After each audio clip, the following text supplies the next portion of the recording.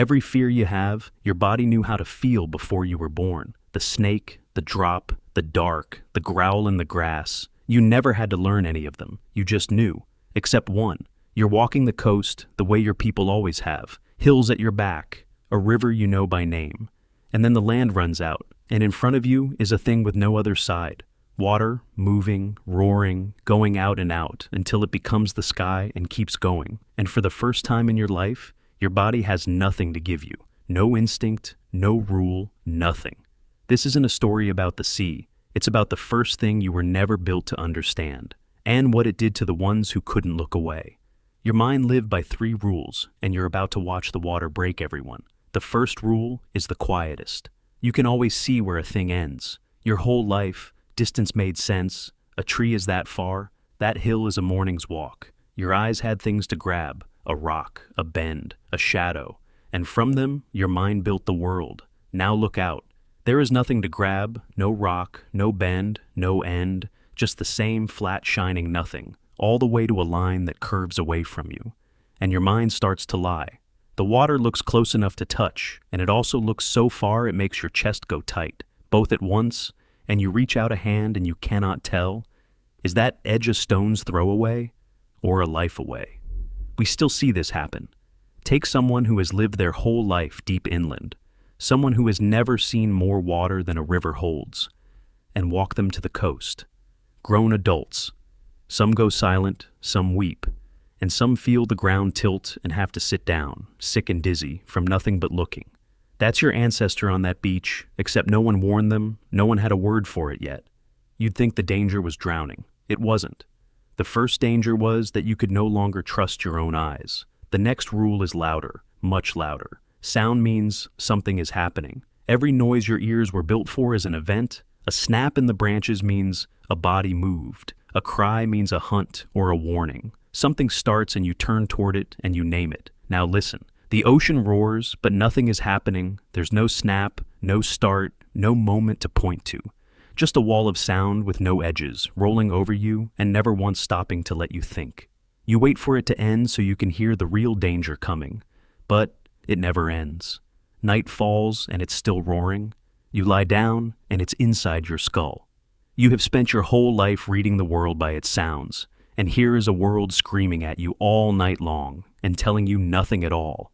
Some of them, they say, stopped sleeping because you cannot rest beside a mouth that never closes. The last rule is the deepest. It has kept your kind alive for 1,000,000 years. If you're afraid, run.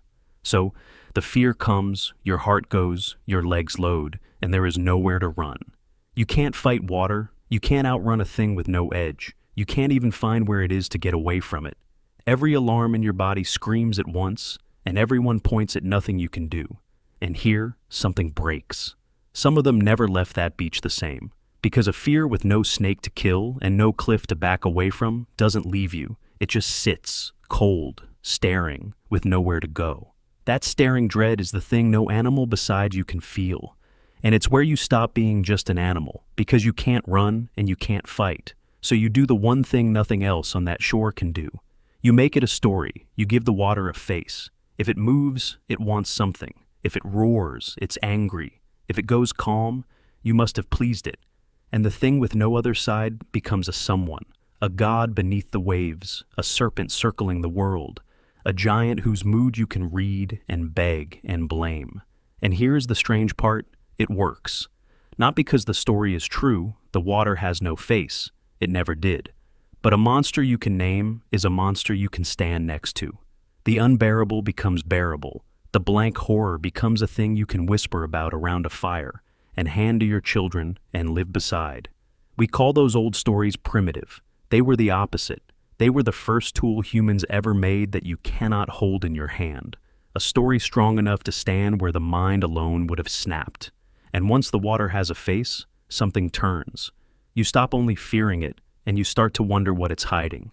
First, just the edge. One person, and someone was always first, wades past the line where the others stop, reaches into the foam, and comes back with food no one had ever tasted. On beaches worn smooth over 100,000 years, you can still find the shells they cracked, piled where they sat, proof that the fear cracked first. Then the shoreline isn't enough, and this is the part I need you to slow down for. Look at what you're about to do. You're on the water now, not beside it, on it. There is no ground under you, nothing to fix your eyes on, and there is no turning back, because you left the turning back on a shore that is already gone. Everything the beach did to your mind, the open water does again. And now, if it breaks you, you drown. You start to feel like you belong out here, and that feeling has drowned more people than the water ever will. And still, some of them went. Sit with when.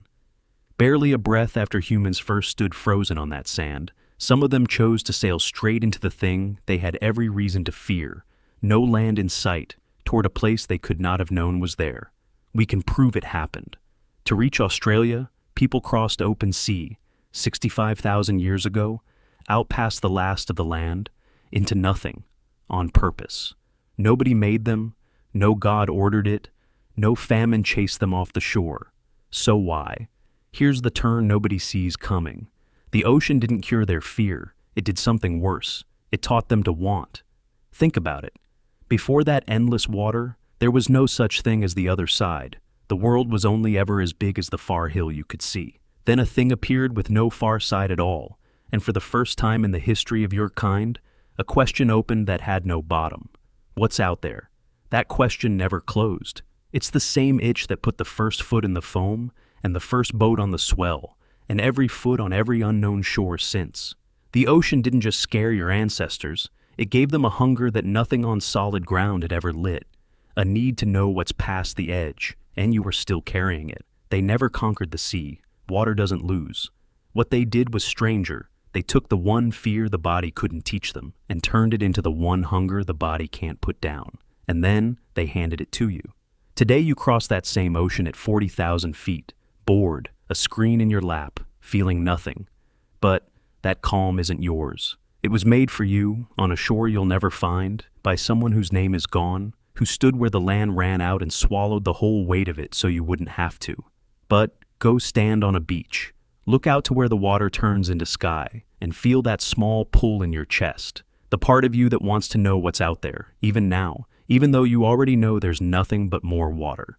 That pull is the oldest thing in you, older than every word, and it's the reason your kind is not still standing on that first beach, afraid. And one day, you'll stand there with a child who's never seen it, and watch their eyes go wide at a thing with no other side. And when they ask what's out there, you'll be the one who tells them, let's go find out. That's the moment you join them, the ones who looked at the impossible and decided to cross it anyway.